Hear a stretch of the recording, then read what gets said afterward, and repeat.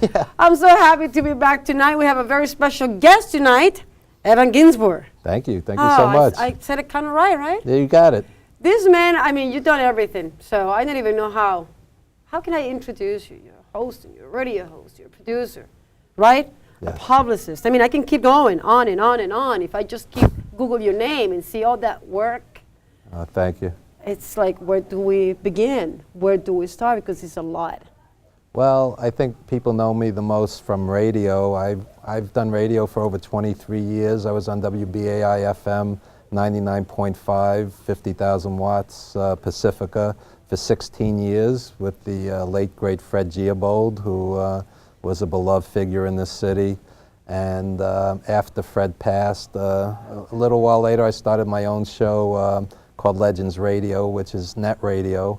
And that's at legendsradio.net, where we have legends and indie artists. We always want to support indie artists, absolutely. You were nervous when you started? Do you remember go back in time? Oh, yeah. I'll tell you a funny story. I don't know if you know Mick Foley, who's a very famous wrestler. He was in WWE. And the first show I ever did, Mick Foley was on with me. And he's such a great talker. I mean, he's known in wrestling as being a great, great talker. And this was my very first show. And this guy's like talking me under the table. So it was an interesting experience. I'm sorry that you see what I'm doing? I'm shutting my phone off. Oh, okay. Because I didn't. And I said, I'm not want to panic, man. I got to do.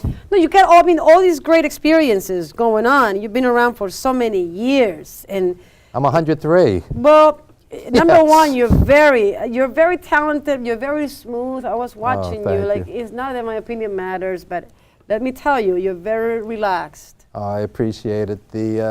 My radio mentor, Fred Giabold, what he taught me from day one was it's about the guest. You know, you let the guest do most of the talking. It's not about grilling them. It's not about putting yourself over. And the shock jocks have kind of flipped that. You know, it becomes about them. Right. And that's not the way I was taught. But you know what? That's the problem with me. Sometimes I keep on and on and on because I don't know any better. And then you get comfortable, and then you get lost, and then you keep getting excited. And it's kind of hard to find that balance because you have to. Somehow you got to find yourself, right? Sure. You have to find your style. You have to find you know what I'm talking about. Absolutely. Right? Absolutely. But when I read it, it's 80% about the guest and 20%, I would say 90% about the guest and 10% about you. I said, damn, I got to go back to school and learn the basics. I want to tell you quickly, Fred Giabold, who really taught me how to do radio, when he passed about 7-8 years ago, there were over 300 people at his funeral. And this was a beloved figure in the New York community. He was a folk singer, and he was a booker, you know, at various clubs, and just a true supporter of the arts. And when we started, we were on 3 in the morning. Later, we moved to 2 in the afternoon. And once we were on at 2 in the afternoon, I'm like, Fred, let's call up Al Green. Let's call up George Clinton. Let's call up James Brown. And he's like, no. It's about supporting the indie artist. Good. And this guy was loved. And years later, everybody still misses him and talks about him. It was a blessing meeting him. Yes. You're a good listener, are you? I try. I can tell. Yeah. I can tell. I can tell. God. The Wrestler. Yes. Huh? Associate producer in The Wrestler. Yes. I seen the movie. Now, when I read it, you were part of it. Like, you have how many minutes? What's the scene between I'll tell you a funny story. I'm standing on set, and Darren gets like this glint in his eye. Darren Aronofsky, world-class filmmaker, the director. The Requiem for a Dream director. That's right, Requiem for a Dream, Yes. Pie, Black Swan, you know, world-class director. And he looks at me, and all of a sudden he's like, Evan, come here. And I'm like, okay. So next thing I know, he goes, Evan, I want you to work the room, talk to everybody, ask Mickey, the character was Randy the Ram Robinson, ask Mickey for an autograph and a Polaroid, picture. And no script, we just improv it. Mickey comes over, whispers in my ear, he goes, just improv it. And I'm like, I think Mickey thinks I'm an actor. Yeah. So we totally improv'd it. And I walk up to him at the end of the scene and I go, can I have your autograph? I've been a fan a long time, blah, blah, blah. And he goes, what's your name? So, there's 125 people, the cameras are on us. And I'm thinking, because there was no script for that particular thing, and I go, Evan. So he goes, how do you spell it? And I go, E-V-A-N. So the irony of all of this is I'm playing myself in a fictional film. You know, Right. so that's my 45 seconds or whatever of fame. You know, Amazing, amazing. Yeah. Talk to me about how you got involved in this project. For many, many years, I was a Wrestling agent. I would book wrestlers for autograph appearances, for appearances on various wrestling shows around the country. And I'm sitting with luscious Johnny Valiant, who was in the wrestler. He was in the movie. And Nikolai Volkov, both legends, both main event wrestlers, you know, headlined the Garden, headlined around the world. And we're doing an autograph signing. And a friend of the producer, the money guy, Scott Franklin, a close friend of his, approaches us and says, you know, we're thinking about this project, we're working on this project, it hasn't come off yet, but, you know, give me your contact information. And, you know, it's like, I'm always handing out business cards. I've handed out thousands. I didn't think twice about it. Then we get a call, and next thing you know, I'm sitting there in a meeting with Darren Aronofsky, and eventually I was offered the job as associate producer. And basically, I was the wrestling guy. Right. I brought in, you know, we did about 150 wrestlers for casting calls. You know, this was like a Fellini movie. You had guys, you know, this big and this. It was wild. So we had 150 wrestlers come in for about 5 or 6 casting calls that I did. And eventually we chose the Necro Butcher, who was in that notorious I have to watch the movie hardcore again because I'm scene. lost. You see, that bothers Right. me because I want to be. That violent, brutal scene that's very notorious in the film, I brought in the Necro Butcher, and Ring of Honor, the promotion that we worked with on the film, I brought them into the movie, and it was a great experience. It was one of I bet. It was just tremendous, and more so than the money, because it's never been about the money with me, really. It was the fact that you created art, and I sincerely believe, and I'm not saying because I'm part of it, I sincerely believe that Mickey Rourke's performance will be iconic. I think it's one of the great performances of all time. I think it's like Brando and On the Waterfront. I think 100 years from now, 200 years from now, people will be watching that movie and we'll all be long gone, and I'll be up on that screen for 45 seconds or whatever, and that means as much to me as anything. Of course, of course. He's a great actor. I like him because I like people who got edge. I like people who are not afraid to make a statement. I like people who take risks. He's And the real deal. He's the real deal. Yeah. And you can tell, I was preparing for this interview.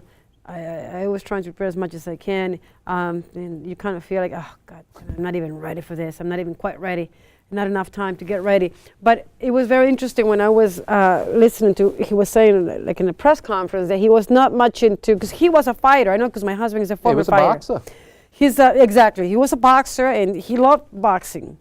And he said that he didn't, in the beginning, he said, I didn't have much, quite respect for wrestlers because I didn't know what it was about. Right. Until I got into this film and I realized, okay, wrestling is a different world. Wrestling, Right? like anything else, when done right, is an art form. When Uh-huh. it's treated like a circus, like it is many times on TV, the W, it's a whatever you joke. call it, It could yeah. be a joke. But when it's done right, it's an art form, and he realized that. Because here's a guy at the time who was in his 50s, Right. and he's taking bumps. I mean, you know, Sure. he's taking bumps. Yes. And I've done that. I know what that feels like. Uh-huh. And, you know, and he was actually hurt on occasion, and, you know, he paid his dues in that movie. Right. And that movie really brought him back, really brought Yes. him back. It was I his mean, the comeback. next movie, Iron Man 2, was a huge, huge hit. He was the villain in Iron Man 2. Yeah. And I just want to say something about Mickey. The whole time we were with him, I never once saw him say no for an autograph, no for a picture. Beautiful. You know, just a good guy, And I'm happy for his renewed success because his star had faded for a bit. And, Right. the movie brought him back, and he deserved it. And we were talking earlier about actresses. Talk about actresses. Marissa Tomei is an actress. There's a difference between celebrity and actress. Right. This woman, Melissa Leo, Helen Mirren, we that's could keep right. going on and on and That's right. on. Melissa Leo is Right? awesome. And Geraldine Page, we were talking about it right before we started. Melissa Leo on Treme. Treme is one of the greatest. Treme, yes. They just canceled it, of course. I know. One of the I best was not series happy I've when I ever heard that. seen. Why tremendous. people do that? Why? What's the key? I think you need like brutal violence and constant And- nudity and to get constant ratings. nudity, right. You know, because Treme is just from the heart. Beautiful, beautiful It's a phenomenal show. show. Phenomenal. You got great taste. Oh, thank you. Appreciate that. Great taste. In spite of the wrestling. Well, wrestling, I mean, honestly, you don't know what to think because you see, when you flip channels and you see these guys hitting each other or just looking like, you know, they jumping and they snapping and they going up and down, and it's like, it's about entertainment, but But you see, what people Under don't, what cost? what people don't, at what cost is a great question. It's insane. Gravity is not fake. Gravity is No. not fake. These guys are being thrown through the air Right. night after night. In the old days, 350 days a year, these guys were on the road taking bumps, sometimes twice in one day. At this Right. point in WWE, it's more like 200, 250 days. But there's no off season. It's not like football or basketball. Right, These they guys keep do on not and on have, and They on. don't have time to properly heal. I've had wrestlers say to me, Evan, I'm always in pain. Always. You have back pain? Imagine having that 24/7, you know, and then you have to go out and do something physical all the time. Right. You know? Have you, I mean, I'm asking you, I don't even know, please correct me if I'm mistaken. Thinking about a documentary about wrestling, I mean, you know so much about wrestling, and it seems like I did a documentary called Wrestling Then and Now years ago. Which I would like was- to see it. Yeah, it was a small, low-budget film, and we were happy with it. There's no low-budget films, Right. as we know.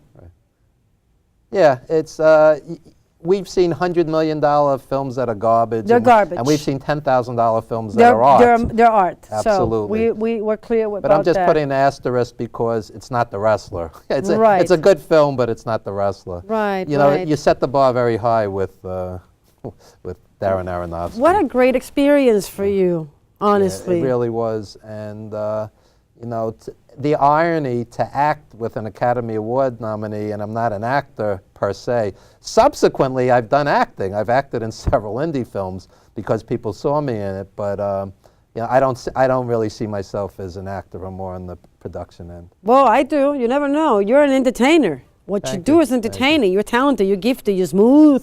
I appreciate People can it. talk Thank to you. I feel like I know you for years. We just met, right? Yeah, I was your ex-husband in a previous life. I think you were Yeah. my former husband because something about you, I said, why this guy feels so familiar? It's all about connection, about energies. I don't know how to Oh, explain no it. doubt, no doubt. But it's something that is magical.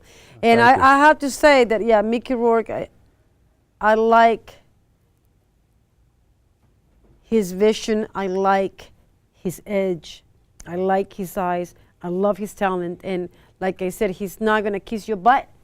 He's not going to go that way. He's going to go the other way. You see, he's almost too honest for Hollywood. He says what he Yes. thinks, and you can. But you have to be, it's about balance too, Evan. You cannot go to one side. Can you honestly go to one side and then say, okay, forget about Hollywood, but He walked away from Hollywood, and he For was like 15 #1 years. box office. yes. I mean, and the hottest men, I remember. Dinah, Pope of Greenwich Village, 9.5 Weeks. These were major, Oh, major he was films. so hot. And to walk away and get punched in the face is really, they should do a movie on him. I mean, it's an they amazing should do a story. documentary about him Yeah, too. It's an amazing story. And he got big hands. It's almost unheard of to do something like that. Just it's like Dave Chappelle. Dave Chappelle got offered, you know, like $100 million contract, and he walked away from it. He just didn't want any more. The comedian. You know, this is very unusual to walk away from big money. That's when you know, you know, somebody. Well, I read something about George Harrison years ago.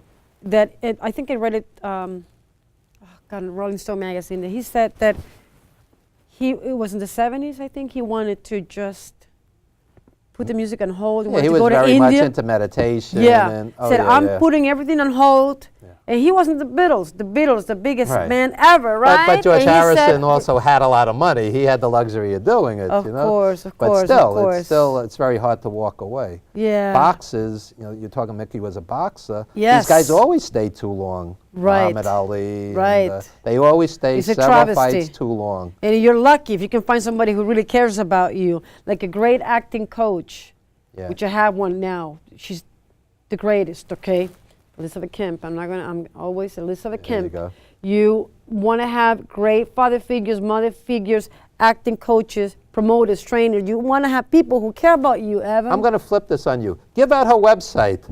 Oh, ElizabethKim.com, easily. There you go. Nicely done. You know why she's great? Because she cares.